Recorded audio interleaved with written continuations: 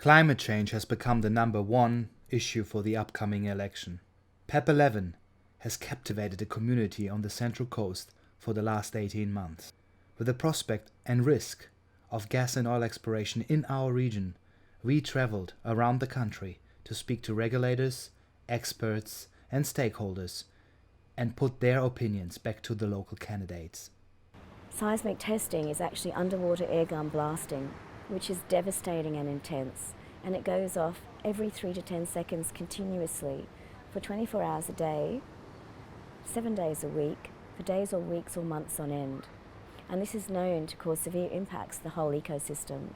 So it actually kills plankton 1.2 kilometres away, and it can deafen fish, turtles, whales and dolphins. And you can imagine the impact for creatures that rely on sound for seeing in the ocean. For them to be deafened, it has a profound impact. As somebody who also cares about our environment, I will say, but as somebody who is not a scientist, my background is in teaching, corporate affairs, Telstra regulation, all sorts of things like that, but I'm not a scientist. I do trust the experts. Well, we did experiments where we exposed fish to seismic in a controlled situation and kept them for 6 months afterwards, and they were severely compromised, their hearing at the end of the experiment. And that NOPSEMA, which is, my understanding is it is independent, very stringent, and is responsible for assessing the science and the environmental impact. They will do that taking into full account the community's feedback in any future plans that may or may not be lodged.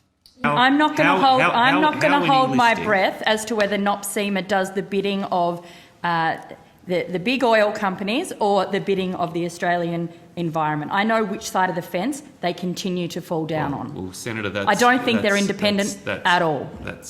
And I'm on the record. In its reflection upon the officials and their responsibilities to uphold what are quite high environmental standards. When they hang out with pro-gas and oil heads and host drinks for politicians, I know what side of the fence they sit on. Fishermen, when we had the big testing here with the bounty, fishermen were finding dead fish down here, and the testing was up there. You know, maybe because they were coming to the surface.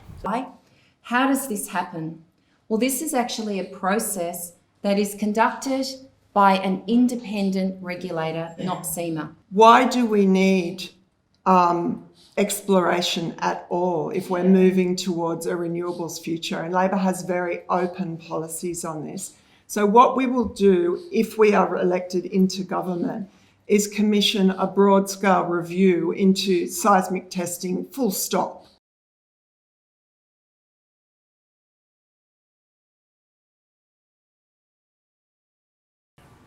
The marine ecosystem has to be looked at and studied fully before we continue this. Seismic testing in the past has been deemed safe, but no one's ever gone and looked at the fact that we've done the seismic testing here and everything's nice and okay, we've got all the results, but no one ever goes and looks at the after effects, you know, by month, by week, by day, or by year. And the past evidence, anecdotally it is, has shown us that our testing on the coast has impacted our fishing grounds considerably. Back in the earlier days when we used to witness seismic testing, we'd see for days columns of dead fish floating in the currents, and then in more recent years you find the really downturn in your catches from what you should have for those months after seismic testing. For a few months the fish seem to have gone out of the area, but you never really know 100%, is it just the conditions of the ocean causing it, or is it from the seismic testings? But it seems very suspicious that it always happens around the same time. There's anecdotal stories from fishers of significant fish deaths and a significant loss of catch in a period of 3 to 6 months after seismic testing. Is that consistent with your research? It is, yeah. Worldwide, fishermen will say that their fishery is impacted for anywhere between a few months to a year. And it's not just one group of fishermen, it seems to be a universal thing. And that is consistent with what we see. NOPSEMA is responsible. It is an independent, one of the most independent and robust statutory authorities responsible for the regulation of seismic testing and offshore gas exploration in the world. The last time we had testing, we did notice a big difference in like a fish. We noticed that year that we didn't have any kingfish come through. All right then. Normally we would get a lot of schools of smaller fish that would come through, they'd swim around. That year we didn't. I guess, you know, it's difficult for me. I'm not, you know, NOPSEMA, they're an independent organisation. I'm a scientist. You know, I think, but my interpretation of what they're referring to is that, you know, you can never completely mitigate the risk. It was us who had pushed since January. The first rally I held was in January. The second was in February at Umina Beach Cinema, where we had 400 people packed. And last week we had 2,000 people holding hands along the beach. The community cares about it. My argument is this: cancel the entire petroleum exploration permit before it becomes a thing called sovereign risk. If this company finds something, there will be no stopping it. So we've entered into a farm-in agreement with a third party whereby they will be paying for a three-dimensional seismic survey, for the far majority of that three-dimensional seismic survey. We are at the stage where we are preparing the environmental plan. We are determining how and when we wish to go about doing that at the moment. Should they do that, and I have no knowledge of whether there are any plans lodged at the moment. In fact, my understanding is that there are no plans lodged at the moment.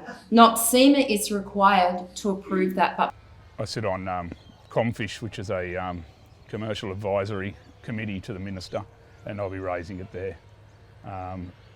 But as I say, even if the Minister was on side with you, they're going to go over your head with oil and gas if they want it. If they find it and they want it, they're going to go take it. That's all there is to it. We're not going to matter that much. But no, I've been in touch with a lot of the recreational guys as well, because this affects them a lot as well. It affects where all their bait is done with the marlin fishing, which is a huge, huge industry, which if they change where the bait goes and that sort of stuff with this, that could be wiped out. If we start bringing tourists here to get people to know what's going on, it's going to be great. But as soon as they start looking off our coast and they see their structures, as soon as they start seeing that the fish are dying, and dead fish will wash up on the beach, as soon as they start hearing negative effects, that's not going to work good for our tourism. I mean, we have a tourism VET here, you know, pretty close to $1 billion. Are we going to waste that money? its job is to assess the science. Its job is to make sure that the process is sound and safe, and it does so with great rigour, and it does so independent of government. I reject any assertion that there might be donations linked to anything like that. I'm sorry, I do not agree. I also have to correct the Labor candidate, because it was actually a Liberal, the Liberal Minister for Resources, who did strengthen the consultation process recently by regulation to make sure that we now have an even more robust community consultation process should there be any further plans lodged by the company that has the permit there.